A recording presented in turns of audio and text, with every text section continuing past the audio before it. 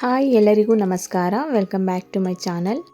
ನಾನಿವತ್ತಿನ ವಿಡಿಯೋದಲ್ಲಿ ಮೂಲಂಗಿ ಪಲ್ಯನ ಮಾಡ್ತಾಯಿದ್ದೀನಿ. ಇದಂತೂ ಚಪಾತಿ ಜೊತೆಗೆ ತುಂಬಾ ಟೇಸ್ಟಿಯಾಗಿರುತ್ತೆ, ಹಾಗೆ ಅಕ್ಕಿ ರೊಟ್ಟಿಗಳ ಜೊತೆಗೂ ಸಹ ಮಾಡ್ಕೋಬೋದು.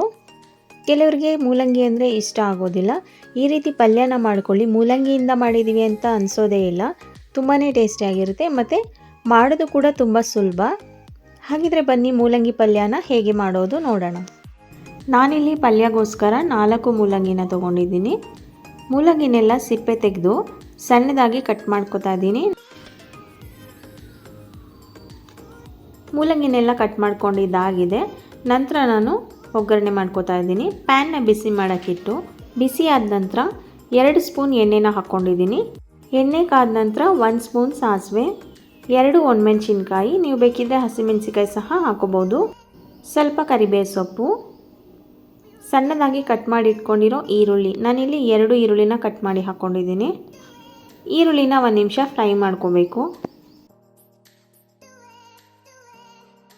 ಈರುಳ್ಳಿನ 1 ನಿಮಿಷ ಫ್ರೈ ಮಾಡ್ಕೊಂಡಿದ್ದೀನಿ, ಚೆನ್ನಾಗಿ ಫ್ರೈ ಆಗಿದೆ.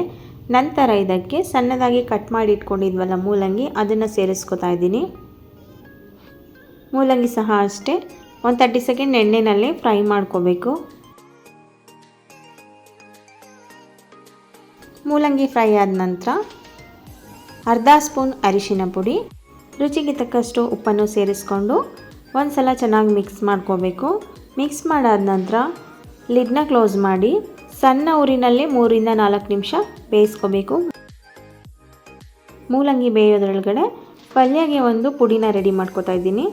ಪ್ಯಾನ್ಗೆ ಒಂದು ಚಿಕ್ಕ ಕಪ್ಪಲ್ಲಿ ಅರ್ಧ ಕಪ್ಪಷ್ಟು ಕಡಲೆಬೀಜನ ಹಾಕಿ ಡ್ರೈ ರೋಸ್ಟ್ ಮಾಡ್ಕೋತಾ ಇದ್ದೀನಿ. ಕಡಲೆಬೀಜ ಹಾಕೋದ್ರಿಂದ ಪಲ್ಯ ತುಂಬಾ ಟೇಸ್ಟಿಯಾಗುತ್ತೆ. ಕಡಲೆಬೀಜ ಎಲ್ಲ ಹುರ್ಕೊಂಡಿದ್ದಾಗಿದೆ.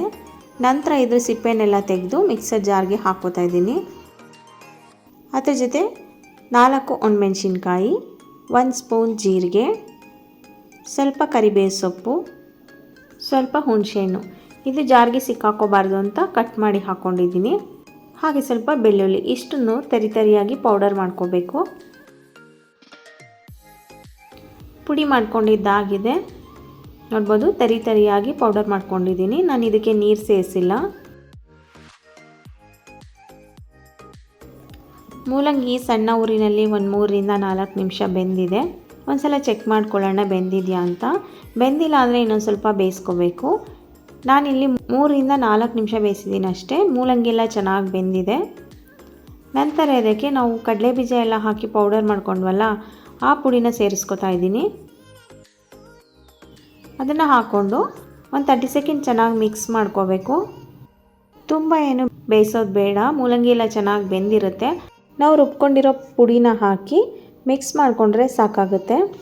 ಖಂಡಿತ ನೀವು ಒಂದು ಸಲ ಟ್ರೈ ಮಾಡಿ, ತುಂಬಾ ಟೇಸ್ಟಿಯಾಗಿ ಬರುತ್ತೆ. ಮಿಕ್ಸ್ ಮಾಡ್ಕೊಂಡಿದ್ದಾಗಿದೆ. ಕೊನೆಯಲ್ಲಿ ಇದಕ್ಕೆ ಸ್ವಲ್ಪ ತೆಂಗಿನಕಾಯಿ ತುರಿ, ಕೊತ್ತಂಬರಿ ಸೊಪ್ಪನ್ನು ಹಾಕಿ ಮಿಕ್ಸ್ ಮಾಡಿಕೊಂಡ್ರೆ ಮೂಲಂಗಿ ಪಲ್ಯ ರೆಡಿ ಆಗುತ್ತೆ.